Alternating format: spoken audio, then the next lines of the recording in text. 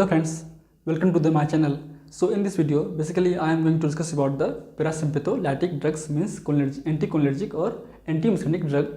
तो आज वीडियो में बात करने वाला हूँ एंटीकोलिनर्जिक ड्रग के बारे में, उनके जो बेसिक क्लासिफिकेशंस हैं, साथ साथ उसके बेसिक यूज़ हैं उसके बारे में। तो चलिए शुरू करते हैं। So before going to start the topic, we should know about the basic things of anticholinergic drug और antimuscarinic drug, why it is called anticholinergic और antimuscarinic. So because this type of drugs mainly oppose the effect of acetylcholine by the blocking of muscarinic receptors, not the nicotinic receptors. Therefore it is called anti-muscarinic drug और muscarinic blocker। क्योंकि ये जो drug हैं, जो भी atropine है या फिर उसी क्लास के जो ड्रग हैं, वो केवल मस्करिनिक रिसेप्टर को ही ब्लॉक करते हैं, आपके निकोटिनिक रिसेप्टर पे काम नहीं करते। इसलिए हम इस टाइप के ड्रग को एंटी मस्करिनिक ड्रग या मस्करिनिक ब्लॉकर भी बोल सकते हैं, लेकिन इसको हम एक तरीके से एंटी निकोटिनिक ड्रग नहीं बोलते हैं, क्योंकि उसकी क्लास अलग है। इसको हम बोलते हैं निकोटिनिक ब्लॉकर या फिर बोलते हैं स्केलेटल मसल्स रिलैक्सेंट। ठीक है। So now come to the basic classifications of the this type of drug. So basically these drugs are classified into three categories. First is the alkaloid, second is the semisynthetic and third is the synthetic drug. तो basically जो आपका belladonna जो एक्लोइड है उसको बोलते हैं belladonna, वो main आपका प्रोटाइप ड्रग है जिसको बोलते हैं atropine. So now come to the first topic is the natural alkaloid. So first is the atropine. Atropine is the racemic mixture of hyoscyamine means plus और माइनस डेक्स्ट्रो और levo का जो combination है उसको बोलते हैं racemic mixture. So this is the racemic mixture of hyoscyamine and it is obtain from the Atropa belladonna. And second is the scopolamine, it is the levo form of hyoscine which is obtained from Hyoscine niger, and third is the dextrohyoscine। ठीक है। So this drug are mainly belladonna alkaloid. जो ये तीन drug हैं वो basically आपके belladonna एक्लोइड ही हैं, और ये जो हैं जो प्रोटाइप ड्रग हैं आपके, इसके लिए आपके एट्रोपिन के या फिर बात करें आपका एंटीकोलिनर्जिक ड्रग का। So now come to the next is the solanine. Solanine एक आल्सो एक एक्लोइड है जो हमको मिलता है किससे, पोटोस से, means Solanum tuberosum is the main source of the सोलिनिन।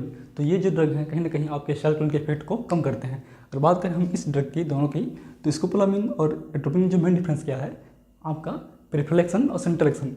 जो आपका एट्रोपिन है वो पेरिफेरली पोटेंट एक्शन देता है, जबकि आपका जो स्कोपोलामिन है वो सेंट्रली एक्शन की उसकी हाई होती है, अच्छी होती है। ठीक है। तो so this are the basic difference between scopolamine and atropine. Atropine mainly act on the peripheral region and scopolamine mainly act on the central region. और अगर हम बात करें एट्रोपिन की, तो बेसिकली जो आपका ट्रोपिन रिंग है, tropine ring is main ring for the atropine class of the drug. Mean जितने भी आपके एक्लोइड हैं वो एट्रोपिन रिंग कंटेन करते हैं। बेसिकली आपका जो एट्रोपिन है वो ester of tropic acid with the tropine, जो आपका जो ट्रोपिक एसिड है उससे आपके बना होता है ट्रोपिन रिंग के साथ में एस्टर फॉर्म कर करके। तो ये बेसिक स्ट्रक्चर है, और कहीं ना कहीं आपका एन मिथाइल ग्रुप इसमें रिस्पॉन्सिबल है किसके लिए, आपके रिसेप्टर पे बाइंड होने के लिए। तो N methyl group is the main for the receptor binding activity. ठीक है।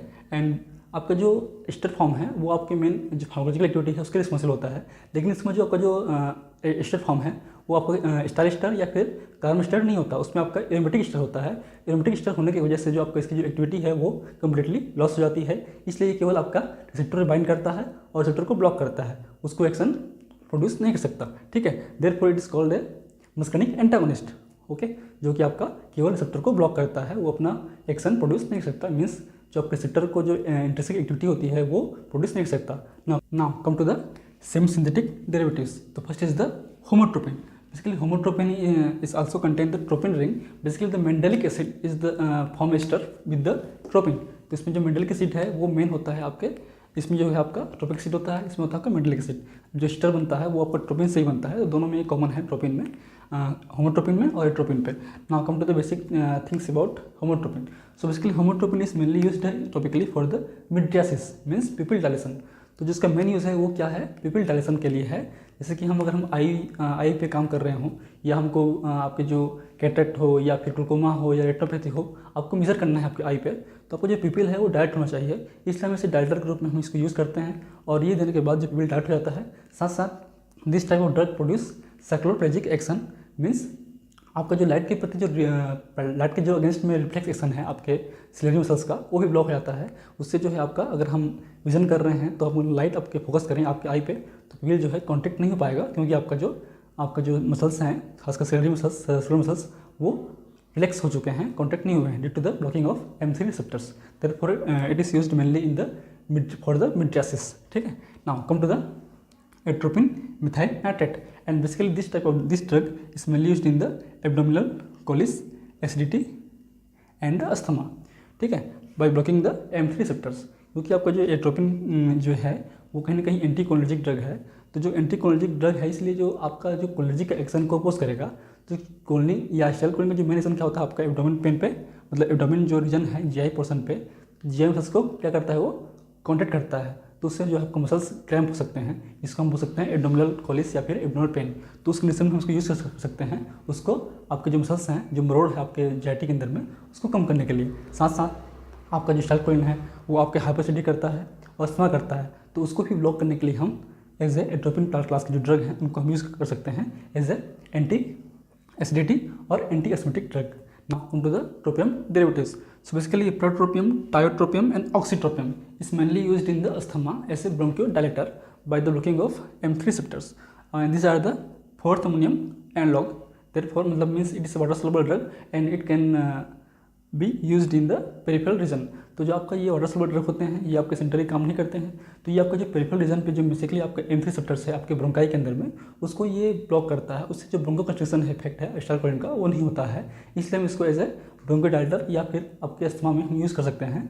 आपके जो 3 ड्रग हैं ट्रोपियम डेरिवेटिव, इप्राट्रोपियम, टायोट्रोपियम और एक्सीट्रोपियम को हम मेनली एंटी एस्मेटिक के रूप में यूज़ कर सकते हैं और ये मार्केट में अभी भी हम यूज़ करते हैं।